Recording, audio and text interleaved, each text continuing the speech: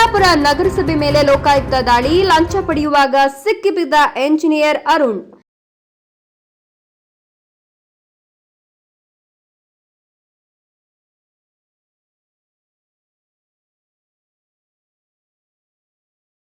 $75,000ಕ್ಕೆ ಬೇಡಿಕೆ ಇಟ್ಟು 35,000 ಪಡೆಯುವಾಗ ಲಾಕ್. ಚಿಕ್ಕಬಳ್ಳಾಪುರ ನಗರಸಭೆಯ ಮೇಲೆ ಲೋಕಾಯುಕ್ತ ದಾಳಿಯಾಗಿದೆ. ಗುತ್ತಿಗೆದಾರನಿಗೆ ಬಿಲ್ ಮಾಡಲು ಲಂಚಕ್ಕೆ ಬೇಡಿಕೆ ಇಟ್ಟು ನಗರಸಭಾ ಇಂಜಿನಿಯರ್ ಲಂಚ ಸ್ವೀಕರಿಸುವಾಗ ಲೋಕಾಯುಕ್ತ ಅಧಿಕಾರಿಗಳಿಗೆ ಸಿಕ್ಕಿಬಿದ್ದಿದ್ದಾರೆ. ನಗರಸಭಾ ಅಧಿಕಾರಿಗಳ ಲಂಚಾವತಾರ ಇದೀಗ ಬಹಿರಂಗವಾಗಿದ್ದು, ಅಧಿಕಾರಿಯನ್ನ ಲೋಕಾಯುಕ್ತ ಪೊಲೀಸರು ವಶಕ್ಕೆ ಪಡೆದಿದ್ದಾರೆ. ಕಳೆದ ಹಲವು ದಿನಗಳಿಂದ ಚಿಕ್ಕಬಳ್ಳಾಪುರ ನಗರಸಭಾ ಅಧಿಕಾರಿಗಳ ವಿರುದ್ಧ ಭ್ರಷ್ಟಾಚಾರದ ಆರೋಪ ಇತ್ತು.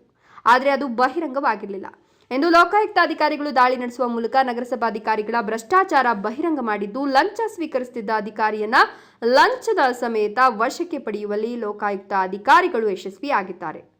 ಚಿಕ್ಕಬಳ್ಳಾಪುರ ನಗರಸಭಾ ವ್ಯಾಪ್ತಿಯ ವಿವಿಧ ವಾರ್ಡ್ಗಳಲ್ಲಿ ಗುತ್ತಿಗೆ ಕೆಲಸ ಮಾಡುತ್ತಿದ್ದ ಗುತ್ತಿಗೆದಾರರೊಬ್ಬರಿಗೆ ಮಾಡಿದಂತಹ ಗುತ್ತಿಗೆಯ ಹಣದ ಬಿಲ್ ಮಾಡಲು ನಗರಸಭಾ ಇಂಜಿನಿಯರ್ ಅರುಣ್ ಅನ್ನೋರು ಲಂಚಕ್ಕೆ ಬೇಡಿಕೆ ಇಟ್ಟಿದ್ರು ಎನ್ನಲಾಗ್ತಿದೆ.